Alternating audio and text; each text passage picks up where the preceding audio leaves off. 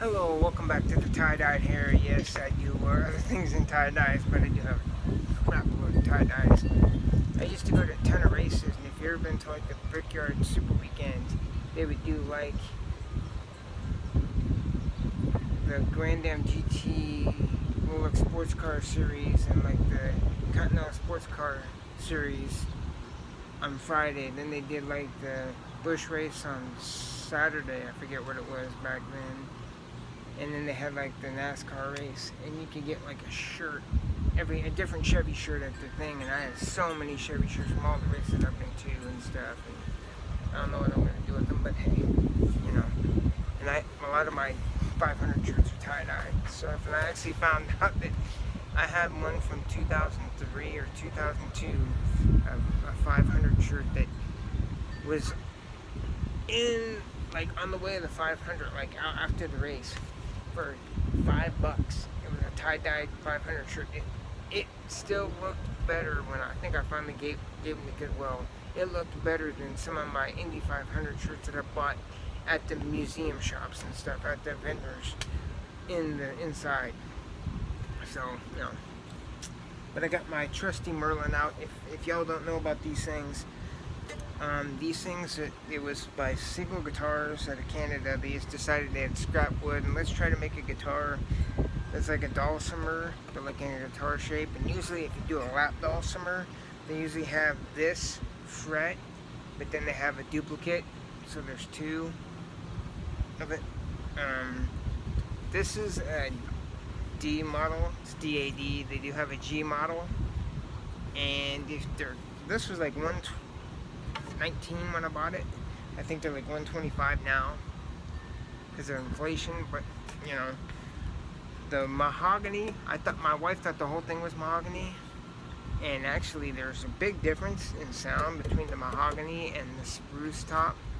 So you know, if you play a lot with guitars and stuff, then this would be, the G would be better, but still this is fun to play. It's fun to screw around on.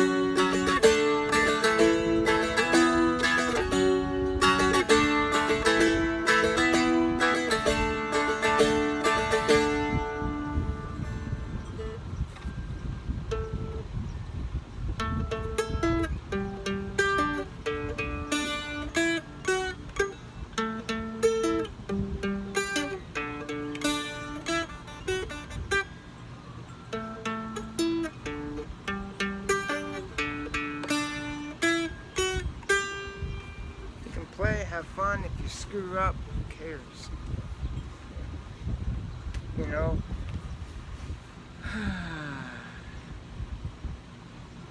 If you miss a note, when you're playing with a bunch of people, who's gonna know?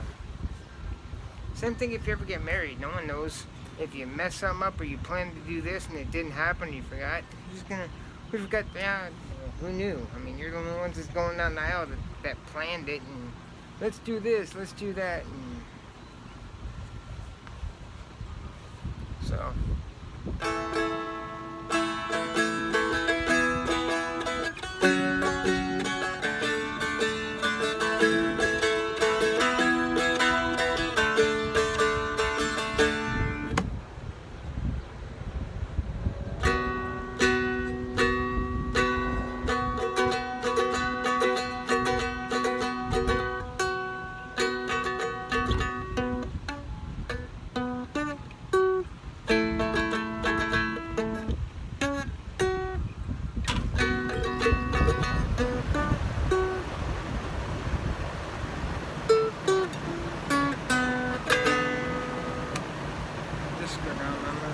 This is a fun little instrument, something cool. I love it. It's just fun to play, so don't forget to like and subscribe to my videos. I did do some way back in the day with